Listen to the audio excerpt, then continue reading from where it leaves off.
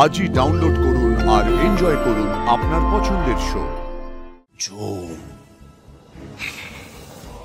মৃত্যুর দূত আসছে, আসছে সে।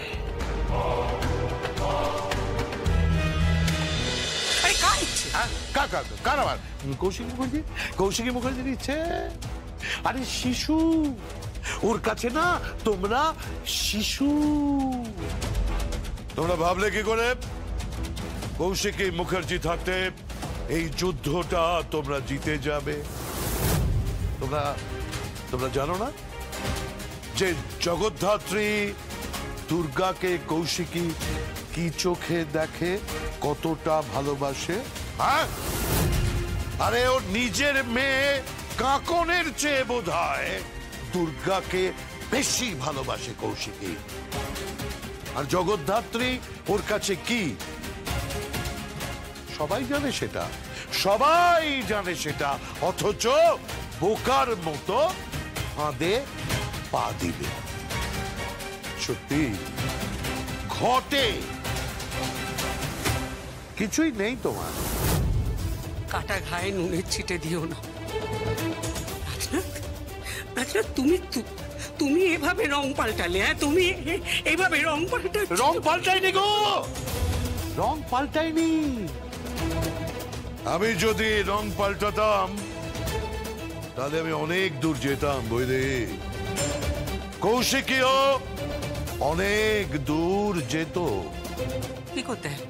হ্যাঁ, কি করতে তোমরা কি করতে বলো? কি করতে? তোমাদের কনফেশন, তোমাদের কনফেশন। চাঁদর উৎসবের তোমার স্বীকারোক্তি সবকিছু রেকর্ডেড। রেকর্ডেড না, শুধু অডিও নয়, অডিও এবং ভিডিও দুটোই সিসিটিভি থেকে ডিরেক্ট রেকর্ড করা হয়েছে। রেকর্ড করার পরে পেন ড্রাইভটা পর্যন্ত কৌশিকীর কাছে আছে। কি বলছো কে তুমি? হ্যাঁ, ওই সিসিটিভি থেকে রেকর্ড করা পেন ড্রাইভটা পর্যন্ত কৌশিকীর হাতে আছে। ইচ্ছে করলে ও কি করতে পারত? ভাবতে পারছো? আমি তো বলছি ওই লিলিপুট, ওই সঞ্জিত ব্যানার্জি আর যারা আছে, যারা অ্যারেস্ট হয়েছে, তাদের সকলের সঙ্গে তোমাদেরও গ্রেফতার করা উচিত ছিল। রাজনাথ, করে কথা বল। আমি কাকে কি বলছো? আরে ওনার কাছে এটাই হলো ঠিক করে কথা বলা। উনি তো এর বেশি আর কিছু বোঝেন না।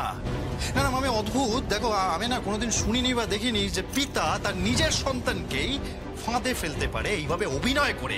কি ঠিক বলছি তো mister Rajnath Mukherjee? Yes, yes, yes my dear উৎসব মুখার্জি, ঠিক ধরেছ তো, একদম ঠিক ধরেছ। তোমার মা তোমাকে মানুষ করতে পারে, আর তার খেসারত সারা জীবন ধরে দিয়ে যাচ্ছি আমি। আমি সারা জীবন ধরে আমি শুনে যাচ্ছি যে আমি যথার্থ পিতা হতে পারিনি, পিতার কর্তব্য করিনি, অথচ একের পর এক অপরাধ করার পরেও এখানে তুমি দাঁড়িয়ে আছো সেই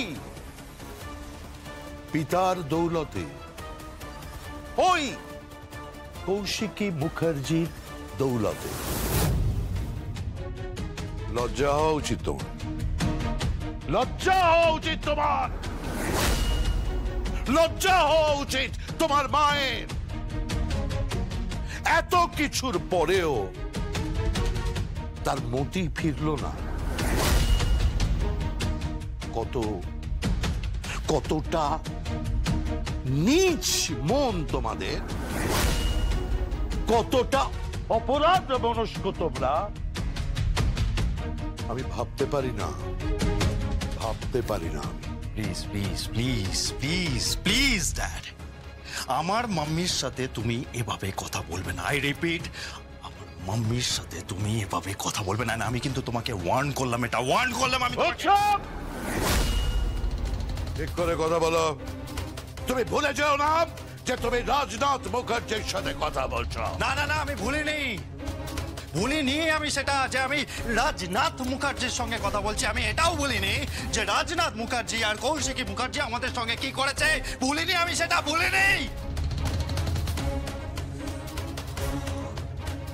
মামি, এই খাবার দাবার তুমি কষ্ট করে বানিয়েছো, যাও গিয়ে দিয়ে এসো ওদেরকে, যাও গিয়ে দিয়ে এসো। তারপরেই তো বিদায় হবে না, দুর্গার বিদায় হবে তো।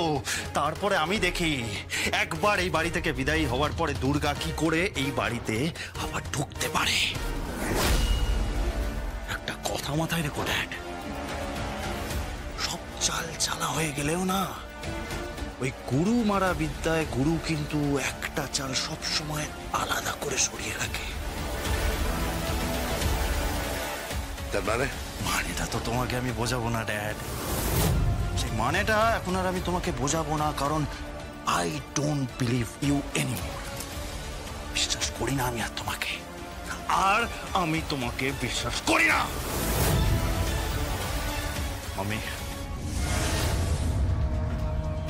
যাও, এই খাবারগুলো যাও গিয়ে দিয়ে এসো। ওই দুর্গার বা কি নাম জানো, ঋষভ, যাও ঠাকুমা রূপেই যাও গিয়ে একটু সেবা করে এসো। বাকিটা আমি বুঝে নিচ্ছি, যাও।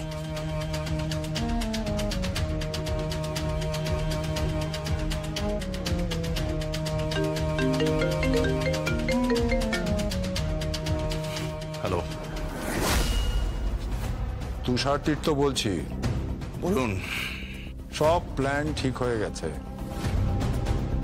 হসপিটালে কোন সময় আলো নিভবে, কোন সময় সিসিটিভি নেটওয়ার্ক বন্ধ হবে, কোন সময় হার্ড ডিস্ক উড়ে যাবে, কোন সময় দিব্যা সেন বেরোবে, সব প্ল্যান ঠিক হয়ে গেছে। বাকি কথা পরে হবে। দিব্যা সেনের স্বামী মৃদুল সেনও এখানে উপস্থিত আছে। ওকে,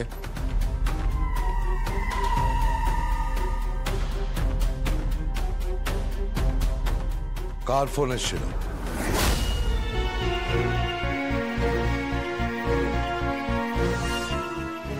জোন, মৃত্যুর দূত আসছে, আসছে সে।